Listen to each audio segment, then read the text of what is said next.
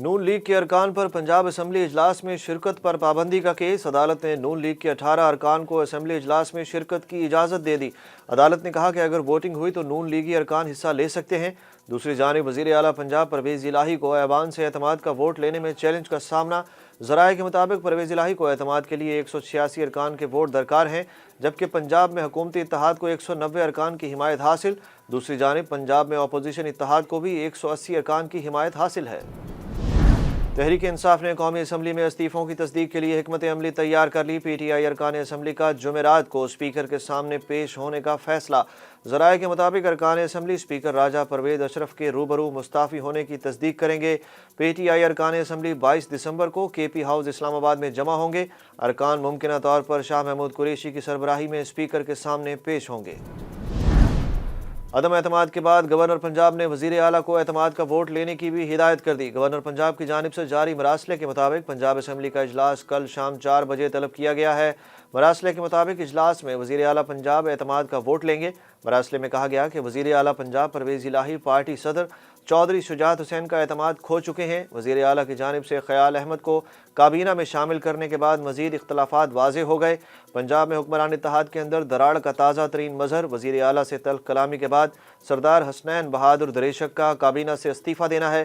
دوسری جانب وزیر اعظم کے معاون خصوصی عطا تارڑ کا کہنا ہے کہ تحریک عدم اعتماد جمع ہو جائے تو اسمبلی تحلیل نہیں ہو سکتی۔ عمران خان کے لیے خطرے کی گھنٹی بج گئی۔ الیکشن کمیشن نے P T I chairman Imran Khan کے خلاف پارٹی چیئرمین شپ سے ہٹانے اور انتخابی اخراجات جمع نہ کرنے کے 2 مختلف کیسز میں فیصلہ محفوظ کر لیا۔ چیف الیکشن کمشنر سکندر سلطان راجہ کی سربراہی میں کمیشن نے عمران خان کی جانب سے انتخابی اخراجات جمع نہ کرانے کے خلاف درخواست پر سماعت کی۔ الیکشن کمیشن نے دلائل مکمل ہونے پر فیصلہ محفوظ کر لیا، جبکہ دوسری جانب الیکشن کمیشن نے عمران خان کو پارٹی چیئرمین شپ سے ہٹانے کی درخواست پر بھی سماعت کی۔ درخواست گزار نے موقف اپنایا کہ عمران خان نااہل ہو گئے ہیں تو پارٹی چیئرمین شپ سے بھی ہٹایا جائے۔ دوسرے کیس کا فیصلہ بھی محفوظ۔ وزیر دفاع کے عمران خان پر طنز کے وار خواجہ آصف کہتے ہیں عمران خان کے گرد قانون کا گھیرا تنگ ہو رہا ہے اور ان کے پاؤں سے زمین سرک رہی ہے۔ عمران خان حکومت چلا نہیں سکے تو اس میں جنرل باجوہ کا کیا قصور ہے؟ جنرل باجوہ نے عمران خان کو سہارا دیا مگر عمران خان نے احسان کرنے والوں کو بھی گالیاں دیں۔ وزیر دفاع کا کہنا تھا کہ عمران خان نے اسمبلیاں تحلیل کرنے کا آخری کارڈ کھیلا ہے۔ اگلے 2 سے 3 روز میں تحریک عدم اعتماد کا نتیجہ سامنے آ جائے گا۔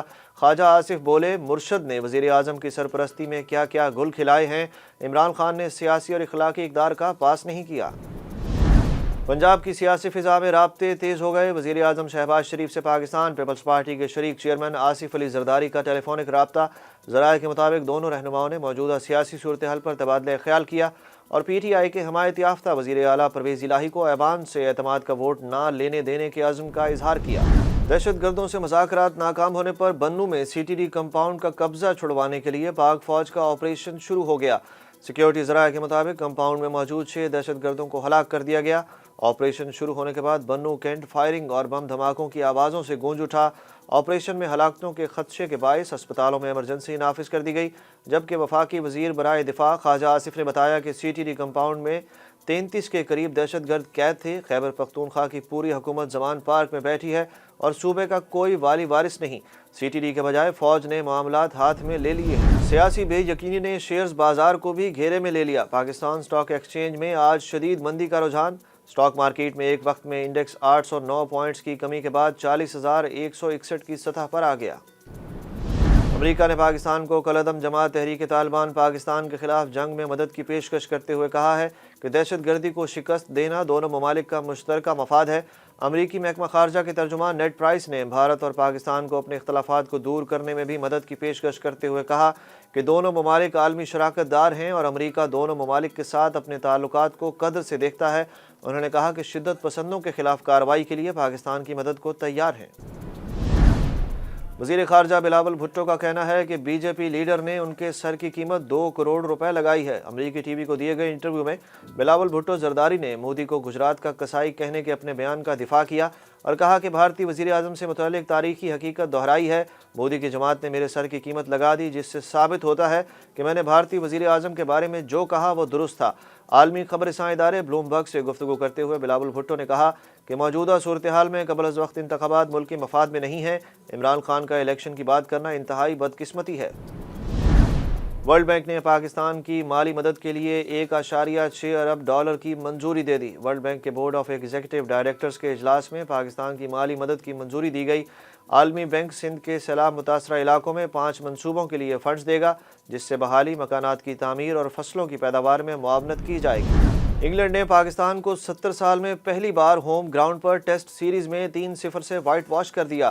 کراچی ٹیسٹ میں انگلش کرکٹ ٹیم نے 167 رنز کا ہدف 2 وکٹوں کے نقصان پر حاصل کر لیا۔ انگلینڈ کے بین ڈیکٹ نے 82 اور کپتان بین سٹوکس نے 35 رنز کی ناقابل شکست اننگز کھیلی۔ ہوم گراؤنڈ پر پہلی بار پاکستان کو مسلسل 4 ٹیسٹ میچز میں شکست ہوئی۔ انگلینڈ کے خلاف 3 ٹیسٹ سے قبل پاکستان آسٹریلیا کے خلاف لاہور میں ہونے والا ٹیسٹ بھی ہارا۔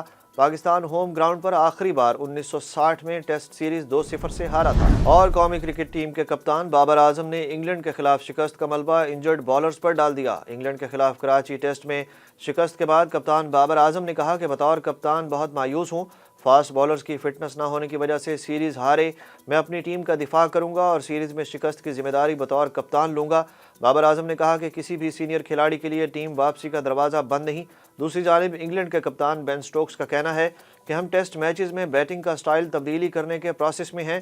سیریز میں ہمارے ہر کھلاڑی نے عمدہ کارکردگی دکھائی۔